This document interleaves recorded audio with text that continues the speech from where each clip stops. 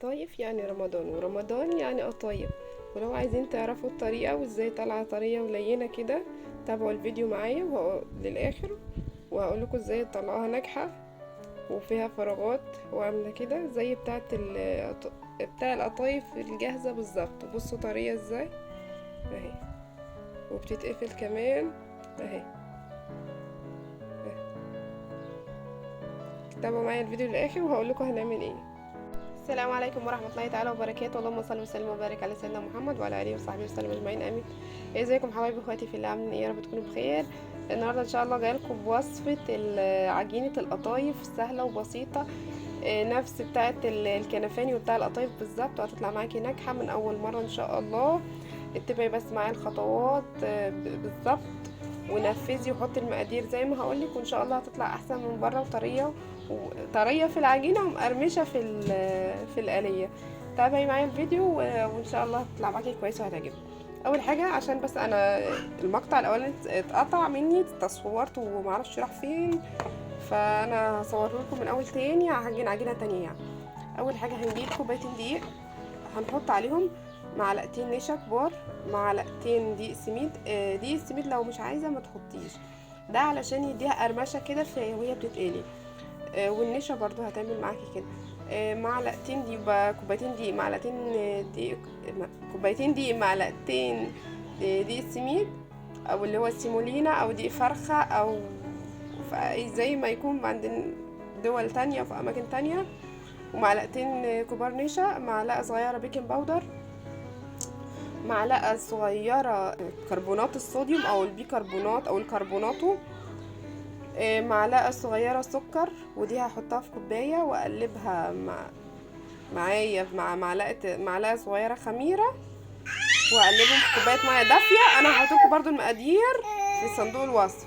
لو عندك خميره فوريه الجافه حطيها هنا، لكن انا عندي خميره اللي هي البيره واللي هي بتاعه الخباز، فانا مش هحطها هنا. فهي لو خميره جافه هتتحط هنا، لكن هي مش جافه، فانا حطيتها في كوبايه ميه دافيه، وحطيت معاها معلقه سكر صغيره عشان تفعل الخميره بس.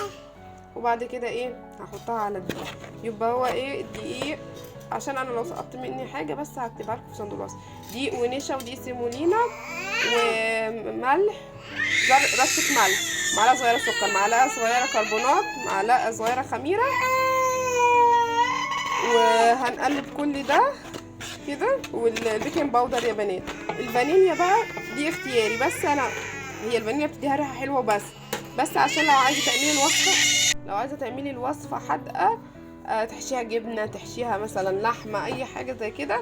انا بعملها مش شرط حلويات يعني، فهتنفع معايا. المهم انا حطيت الخليط كله هنا، وقلبت المقادير الجافه ودي منخول. واهم حاجه ان المكونات كلها يا جماعه تكون بدرجه حراره الغرفه، سواء بقى دقيق نشا اي حاجه. دي من عوامل نجاح اي عجينه معاكي، ان المكونات كلها تكون بدرجه حراره الغرفه. بعد كده انا قلبت الخميره اهي اللي هي الميه، هروح حطها بسم الله الرحمن الرحيم وهقلب. خلي بالكم على حسب نوع الدقيق، هنحتاج من كوبايتين ل3 ميه دافيه. يعني انا كل مره بحتاج كوبايتين ونص، ماشي. برضو هحطهم واحده واحده، انا عايزه القوام سايل وخفيف. بسم الله الرحمن الرحيم. دي كده انا حطيت كوبايه ونص. بصوا هقلب عشان الوقت بس، وارجع لكم تاني. بصوا ده شكلها بعد الكوبايتين ونص. هحط النص التاني بسم الله الرحمن الرحيم، وانا كده اصلا هحتاج تاني، وهقلب برضه. بصوا يا بنات، ده شكل العجينه اهو. بصوا تقيله وتحسوا لسه فيها كلاكيع بعد الكوبايتين. انا بقى هحط النص التاني الباقي، عشان قلت لكم هي هتاخد معايا كوبايتين ونص. بصوا انا حاطه النص التاني، حطيت حبه حبه، يعني انا خايفه برضو ايه تبقى سايله مني. هي العجينه بتبقى قوامها سايل كده، مش ماسك قوي. انت عايزه تعمليها تضربيها بمضرب يدوي في الخلاط زي ما تحبي. ومعلش انا ما لحقتش بقى اغسل المواعين، الوقت ضيق والمغرب هيقدم، فانا قلت اعملها لكم بسرعه. ما لحقتش اغسل يعني الطبق مكان العجينه. بصوا انا مش عايزه فيها اي كلاكيع، عشان كده بقول لك اضربيها في الخلاط لو حابه، او بمضرب او بهاند بلندر. شايفين دي كده، دي العجينه بدات تخمر معايا اهي.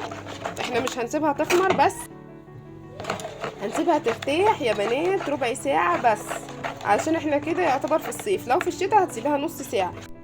بصوا البلالين اللي بدأت تطلع دي ان هي بدأت كده ايه زي تخمر كده، بس احنا مش هنسيبها تخمر، احنا بس هنسيبها ترتاح. اي عجينة لازم ترتاح، لو مش هتخمر لازم ترتاح 10 دقايق او ربع ساعة بالكتير، عشان احنا يعتبر كده الجو دافي. انا عندي جو دافي فهسيبها ربع ساعة بس. ممكن تسيبها اكتر، بس لما تخمر بزيادة يا بنات هتبقى شكلها هتيجي معاكي وانتي بتعمليها، هتعمل خرام كتير ومش هتبقى حلو. فانا عايزاها ترتاح، وفي نفس الوقت بصوا مش عايزة تقريبا كل الكلاكيع اختفت اهو، وعايزاها عجينة تبقى قوامها سايل، مش سايل قوي ولا ماسك قوي، يعني بين البنين. فانا هسيبها زي ما قلت لكم في الصيف هتبقى ربع ساعه، وفي الشتاء نص ساعه بس. دي راحه مش خمران، مش هنسيبها تخمر قوي. هغطيها واسيبها ترتاح عشان لما اجي اعملها تبقى ايه ناجحه معايا. انا كده خلصتها، هرجع لكم بقى بعد ما تكون العجينه خمرت عشان نشوف هنعمل ايه. بصوا يا بنات بعد ما عدى ربع ساعه تقريبا، بصوا تقلت شويه، القوام تقل شويه تاني اهو. هنبدا بقى ايه نجهز علشان نعملها. ومعلش انا اتاخرت عليكم بالوصفه، بس انا نزلتها السنه اللي فاتت من غير فيديو، بس المره دي هي عملتها لكم عملي والطريقه ناجحه. ولو قدرت وكان في وقت هقليها لكم كمان. بس انا والله بعملها وبقليها وبتطلع مقرمشه وجميله، مش طريه، مقرمشه وحلوه، ولا هي ناشفه حجر ولا هي طريه. بصوا اهي هقلبها تاني عشان لو في تكتلات ولا في حاجه تحت مثلا. بس هي الحمد لله بص مفيش اي حاجه، وهو مقلبها بالمعلقه بس مش في اي حاجه تاني. هجهز بقى واشوف هعمل ايه الخطوه الجايه. هنجيب يا بنات طاسه على النار. انا مش عندي طاسه، هحطيت صينيه اي حاجه، بس اي نوع طاسه او صينيه غير قابل للالتصاق. يعني الالومنيوم والستانلس مش هتنفع، لازم حاجه تكون وشها زي ده كده، ما تلزقش بقى سيراميك جرانيت تيفال اللي عندك. انا حطيت الصينيه التيفال بتاعتي علشان تاخد مساحه اكبر واكتر، واقدر اطلع فيها عدد قطايف اكتر. انا حطاها على النار تسخن على نار شديده، وبعد ما احس انها بصوا سخنت خالص وايديا يعني الحراره خلاص مش قادره استحملها، هروح عامله ايه بقى، هوطي النار. يعني انا هسيبها على نار هاديه واقول بسم الله، وهبدا اجيب الخليط اللي عندي بتاع القطايف، وانا هوزع بمعلقه. تقدري توزعي بابريق شاي بكنكه باي حاجه، بكبشه قصدي اهي. هوزع واحده واحده بسم الله. المعلقه هتطلع معايا يا دوب، المعلقه اللي معايا الكبيره دي مطلعه على قد القطفيه الصغيره اللي انا عايزاها.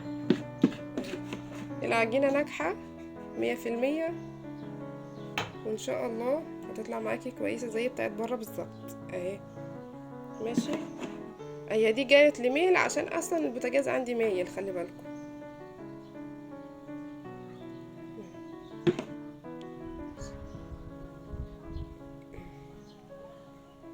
اسويها انا اللي جيت اكحلها عمتها طلع لها قرنين.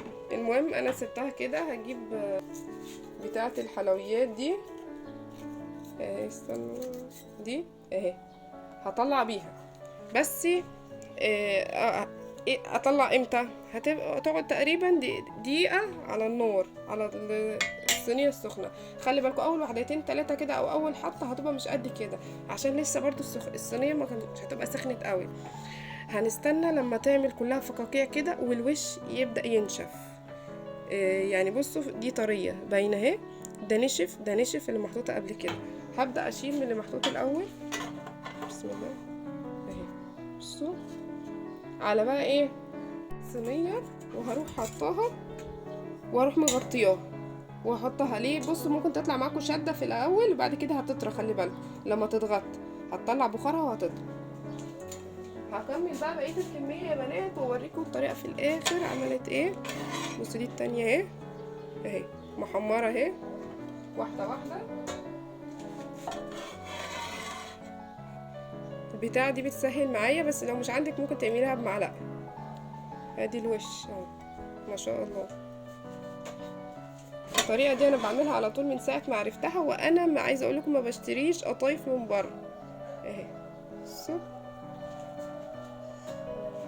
اهم حاجه يا بنات وانتي بتعمليها الصبر، هي بتقعد تقريبا من دقيقه لدقيقتين، وبصوا هي كده ناجحه جدا اهي.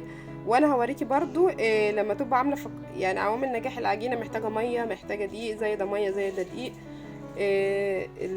هوريها بقى، هنزل لكم الصوره بتاعتها يعني دلوقتي.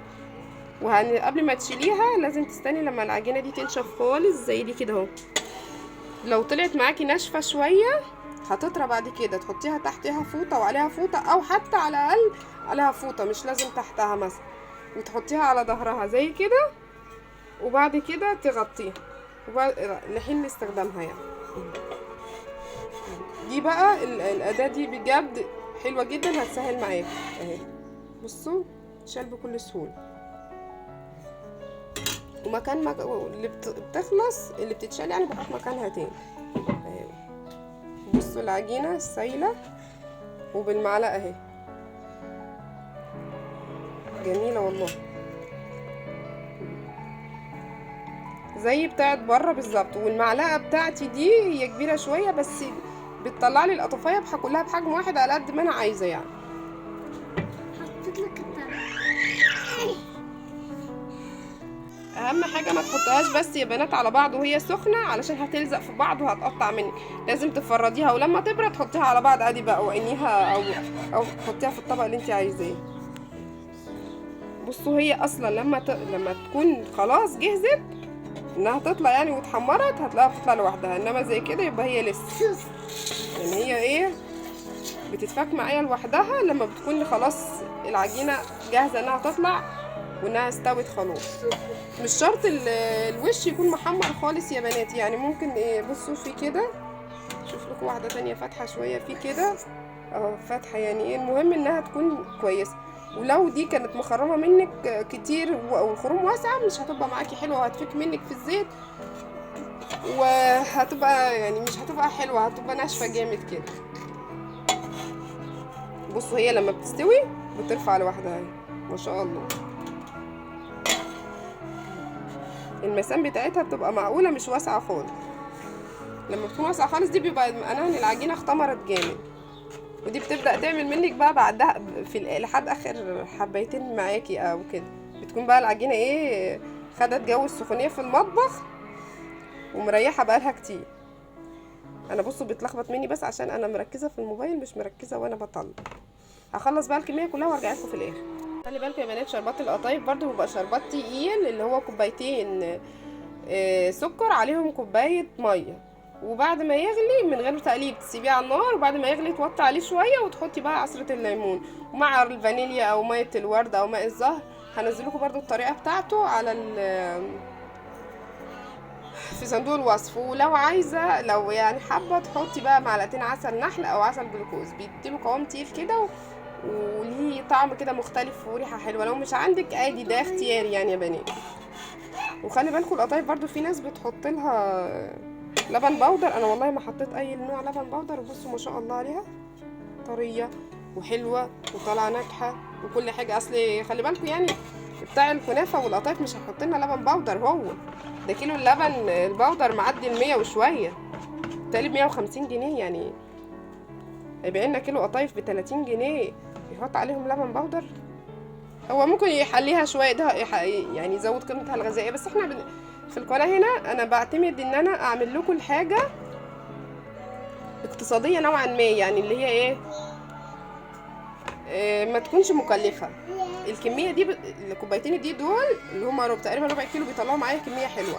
ان شاء الله في اخر الفيديو هصور لكم طلع معايا قد ايه بالظبط. وانا كل مره بيطلع معايا من كيلو يعني مش عارفه، يعني مثلا ايه في حدود كيلو الا ربع، اقل حاجات بسيطه ازيد حاجات بسيطه. فانا برضو هوريها لكم لان انا دايما بعمل كوبايتين كوبايتين. انت عايزه تقللي الكميه للتجربه اعمليها كوبايه واحده مثلا عشان مش تخسري كتير، عشان برضو هي هتطلع كميه حلوه يعني. وخلي بالك الاهم حاجه لازم الخميره تكون يا بنات مضمونه، يعني تكوني حتى ان شاء الله حتى تختبريها بره الاول في كوبايه الميه الدافيه زي ما انا عملت مع شويه السكر. والعجينه ما بتتسابش تخمر لان فيها بيكنج باودر وكربونات، فالكربونات مع البيكنج باودر يعني ايه بتخليها ناجحه، فمش بتستاهل ان هي تخمر. لو خمرت هتدي نتيجه مش كويسه. هتفقفق منك جامد وهتبقى مش كويسه.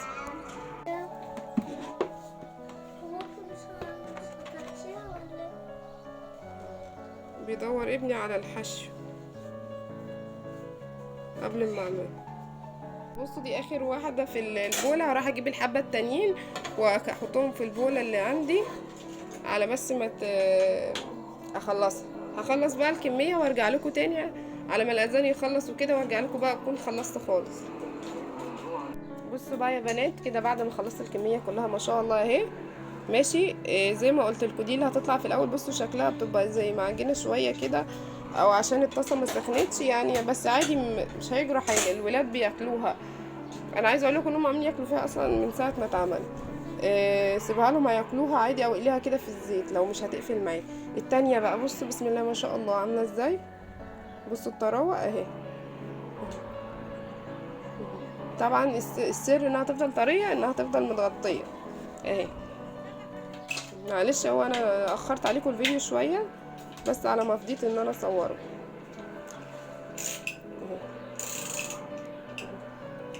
انا مش عايزه اقفل جامد عشان لو قفلت مش تتهري مني.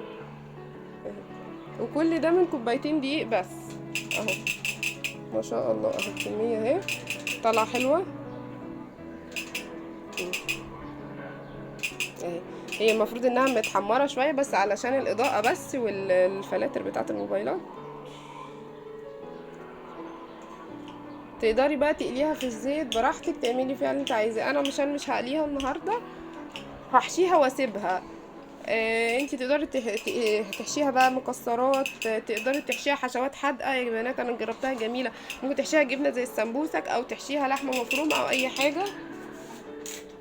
ممكن كريم ليه كريم شانتيه شوكولاته اي حاجه. بصوا والله هتبقى الطريقه معاكم سهله. المهم انها تفضل متغطيه بعد ما تعمليها كده اهو، تفضل متغطيه ومتغطى عليها لحد ما تيجي تعمليها وتحشيها وتغلفيها وتعينيها مثلا متغطيه برضو بقى في التلاجة او في الفرن مثلا عندك على ما تيجي تعمليها. عايزه تخزنيها في الفريزر هتخزنيها محشيه. وخلي بالكم يا بنات معلومه كده، القطايف ما ينفعش تبات لي تاني يوم. يعني انا الكميه دي عملتها النهارده، ما ينفعش اقول بقى ايه هي دي طازه او بتجيبها من عند الراجل طازه، ما ينفعش اقول هعملها بكره بقى او تبات لي بكره. لا لازم على الاقل تتحشي في نفس اليوم. لازم على الاقل تتحشي في نفس اليوم. وتعينيها بقى براحتك في التلاجة، سيبها محشيه سيبها في الفريزر اهي. بصوا والله انا مبسوطه بيها لان انا بحب القطايف. يعني انا واخواتي كنا في بيت العيله عند ماما بناكلها نيه. بصوا جميله جميله والله. ولا تقولي بقى ب25 ولا ب30 كوبايتين، يعني تقريبا مقام ربع كيلو دقيق. طلعولي انا عايزه اقول لكم الكميه دي ممكن اكتر من نص كيلو. هوزنها برضو واقول لكم. بس عشان انا كنت فاكره ان انا بصور ورجعت اصور اللي بتاع تاني من الاول وشلته تاني. انا مصفره دلوقتي الميزان قدامكم اهو 0. وادي العجينه اهي ماشي. ده كل اللي طلع، ده غير اللي اتاكل اهو. ده كله من كوبايتين الدقيق. بسم الله ما شاء الله اهو اهو. ده غير اللي اتاكل ها، واللي اتهرى واللي كده واللي كده. يعني كام راحت فين؟ 639. قولوا 640. 640 جرام يعني باللي اتاكل قولوا كيلو الا ربع. كوبايتين دي ربع كيلو، طلعوا كيلو الا ربع. القطايف بتتباع بره ب30 و25 عندنا. كوبايتين دي الكيلو دي ب20 جنيه. ربع كيلو دقيق هيبقى ب5 جنيه، مع شوية الحاجات قولوا 10 جنيه. يعني الحاجات دي كلفتنا حوالي 10 جنيه واقل كمان. عملنا كيلو الا ربع القطايف ب10 جنيه. يعني لو كنا زودنا كوباية دي كنا عدينا الكيلو كمان. يعني من كوباية الدقيق بنطلع نص كيلو ما شاء الله. انتوا متخيلين المنظر يعني والكمية. وايه والله حلوه وزي بتاعت بره. وكفايه ان انتي عاملاها في البيت. انا عايزه اقول لكم انا فرحانه بيها جدا والله يعني اهي. بصوا بس زي ما قلت لكم اهم حاجه لازم تفضل متغطيه، لازم تفضل متغطيه. اتمنى بقى تكون الوصفه عجبتكم واستفدتوا منها. ولو عجبك الفيديو مش تنسي تحطي لايك وتشتركي في القناه. انا لو اول مره تشوفيني فعلي زرار الجرس عشان يوصلك مني كل جديد، وشيروا الوصفه لاصحابكم. والسلام عليكم ورحمه الله تعالى وبركاته. كل سنه وانتم طيبين، واستنوني في فيديو جديد.